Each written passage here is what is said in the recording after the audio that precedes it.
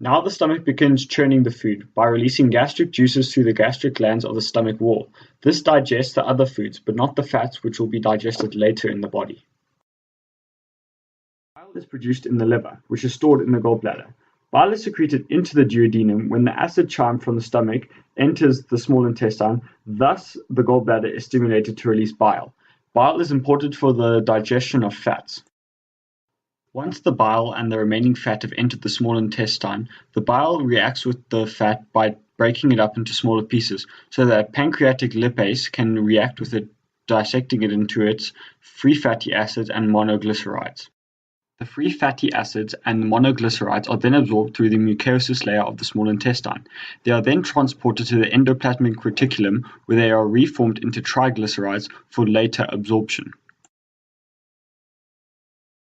Now that the triglyceride has been formed, it enters the villi. It enters the villi and then enters the lacteal, where fatty acids, glycerol, and fat droplets with bile salts pass into the lymph. Then it passes into the lymph vessel and then into the lymphatic system.